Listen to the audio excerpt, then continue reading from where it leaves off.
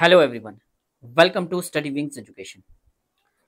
अपने last lecture में, that is lecture number 111 में हमने law of sea, law of air space और वाटर स्पेस के लॉज को डिटेल में कवर किया है। आपसे रिक्वेस्ट है कि पहले लेक्चर नंबर 111 देखें, उसके बाद इस लेक्चर पे आएँ। क्यों? क्योंकि इस लेक्चर में हम सिर्फ और सिर्फ अपने लास्ट लेक्चर के टॉप 30 MCQs डिस्कस करेंगे। जल्दी जल्दी करेंगे क्योंकि लेक्चर हम डिटेल में कवर कर चुके हैं। तो क्वेश्चन नंबर फर्स्ट, तो United Nation Convention on Law of Sea, जिसको यूएन क्लास कहते हैं, वो अडॉप्ट कब हुआ था? तो हमने डिटेल में पढ़ा है 1982 में हुआ था। Maximum breadth of territorial sea कितना होती है? तो हम पढ़ चुके हैं 12 नॉटिकल माइल। ठीक है, एक नॉटिकल माइल कितना होता है? आप मुझे बताएंगे 1.8 किलोमीटर होता है, या इसके अलावा भी है 1.8 समथिंग, आप मुझे एग्जैक्ट बताएंगे। Exclusive economic zone extend up to, तो एक्सक्लूसिव इकोनॉमिक जोन एक्सटेंड होता है 200 नॉटिकल माइल तक। Very very important. Contiguous zone extend up to, तो कंटेजियस जोन कहाँ तक एक्सटेंड होता है? कंटेजियस जोन एक्सटेंड होता है ऑलमोस्ट 24 नॉटिकल माइल तक, 12 से 24। कॉन्टिनेंटल शेल्फ में एक्सटेंड अप टू, तो कहाँ तक होता है? 200 से लेके हमने पढ़ा था 350 तक जा सकता है, तो सी होगा right answer.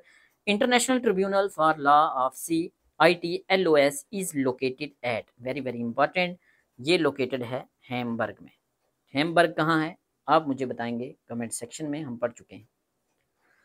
Body responsible for managing mineral resources in the area deep sea bed beyond national jurisdiction, very very important. तब भी मैंने बोला था डिटेल में जब पढ़ाया था कि ये इंपॉर्टेंट होगा। तो body responsible for managing mineral resources in the area, कौन सा एरिया? डीप सी बेड, जो नेशनल जुरिस्डिक्शन के आगे है, तो वो होती है कौन सी? वो होता है इंटरनेशनल सी बेड अथॉरिटी, साथ के साथ C. 8, the freedom of innocent passage applies to, तो मैंने बोला था ये इंपॉर्टेंट है, तो ये अप्लाई होता है टेरिटोरियल सी से। UN body adopted UN clause 1982 वाले, तो कौन सी बॉडी है? तो ये है UNGA। आप मुझे इसकी फुल फॉर्म बताएंगे, हम पढ़ चुके हैं। ठीक है, the principle that high seas are open to all, तो क्वेश्चन कभी कभी इतना ही पूछा जाता है कि ओपन टू ऑल वाला कौन सा होता है? तो हाई सीज होता है। इट इज नॉन एज, तो इसको क्या कहेंगे हम? तो इसको क्या बोलेंगे? सबके लिए ओपन है तो freedom of the seas, freedom of the seas, ये होगा इसका right answer. Chicago convention on civil aviation कब साइन हुआ था? तो मैंने बोला था जब क्या हुआ था? New Kashmir manifesto of NC 1944, ये होगा right answer. International civil aviation organisation का हेडक्वार्टर कहाँ है? तो हेडक्वार्टर कहाँ है? तो इनका हेडक्वार्टर है मॉन्ट्रियल में। तो प्रिंसिपल गोन्स एयर स्पेस, तो एयर स्पेस के लिए कौन सा प्रिंसिपल है? एयर स्पेस में कंप्लीट सोवरेनिटी होती है स्टेट की over air space. Distinction between civil and state aircraft was first recognised in, पढ़ा था हमने, किसमें था? याद करो जरा, पेरिस कन्वेंशन 1919 का। Scheduled international air space require, तो क्या require? Require prior permission of the territorial state. ठीक है, the convention on offences and certain acts committed on boards aircraft, Tokyo convention जो था, जिसको कहते हैं, वो कब साइन हुआ था? तो वो साइन हुआ था 1963 में। मॉन्ट्रियल कन्वेंशन 1971 का क्या बात करता है, किसमें डील करता है? तो ये बात करता है suppression of unlawful act against civil aviation. Principle of innocent passage applies to, question repeat हो गया है, तो कहाँ होता है? टेरिटोरियल सी, इंपॉर्टेंट है। Main international convention dealing with air law, तो एयर लॉ के लिए कौन सा है सबसे इंपॉर्टेंट? कौन सा है? कौन? इंटरनेशनल कन्वेंशन बोला है, याद रखना। तो इंटरनेशनल कन्वेंशन जो है वो है शिकागो कन्वेंशन 1944 का। इसको यूएन क्लास 1982 के साथ नहीं करना कंफ्यूज, क्योंकि ये सी के लिए है, समुंदर के लिए। ठीक है, 20 के साथ क्या है? ICAO इज, तो ICAO क्या है? तो ICAO स्पेशलाइज्ड एजेंसी है यूएन की। क्या है फुल फॉर्म? आप बताएंगे मुझे।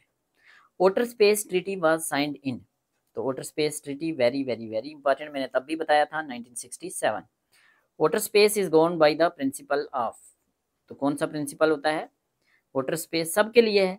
Provinces of all mankind means res communis, res communis. तो रेस कॉम्युनस लेटर टर्म है जिसका मतलब होता है प्रोविंस ऑफ ऑल मैनकाइंड। ठीक है, 22 के साथ आ गया B23, UN office for water space affairs, जिसको UNOSSA भी कहते हैं, इसका हेडक्वार्टर कहाँ है? तो वो ये है वेना में, याद रखेंगे आप। ठीक है, which of the following is prohibited under water space treaty 1967 में प्रोहिबिटेड है, तो क्या है? क्या प्रोहिबिटेड होगा? Peaceful use of water space कर सकते हैं, साइंटिफिक रिसर्च कर सकते हैं, इंटरनेशनल कॉपरेशन कर सकते हैं, बट मास डिस्ट्रक्शन नहीं कर सकते, वेपन्स ऑफ मास डिस्ट्रक्शन इस्तेमाल नहीं कर सकते। सी होगा राइट आंसर। मून एग्रीमेंट मैंने बोला था इंपॉर्टेंट है, तो मून आते ही आपके दिमाग में आना चाहिए 1979। भाई चांदा मामा सबके मामा के एक के नहीं। Principle of common heritage of mankind is applicable to, सबके लिए क्या है?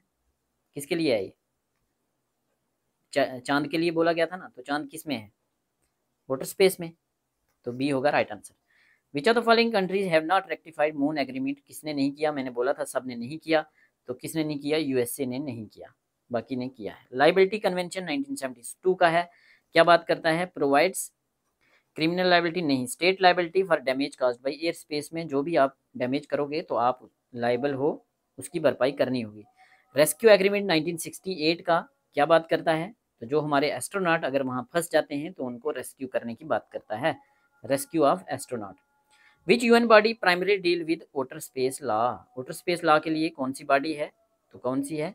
Committee on peaceful use of water space, जिसको कोपूस कहते हैं, COPUS, इंपॉर्टेंट है। तो ये थे टॉप 30 MCQs आपके सी, एयर स्पेस और वाटर स्पेस के लॉज के ऊपर। अगर जल्दी में मैंने कोई गलत बोल दिया है तो आपसे रिक्वेस्ट है कमेंट सेक्शन में मुझे वो गलत आंसर ज़रूर बताएं, मैं ठीक करूँगा।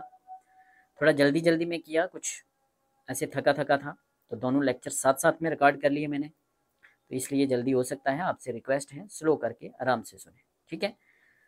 Thank you so much. हमारे नोट्स अवेल करने के लिए व्हाट्सअप करें, व्हाट्सअप नंबर डिस्क्रिप्शन में मेंशन है।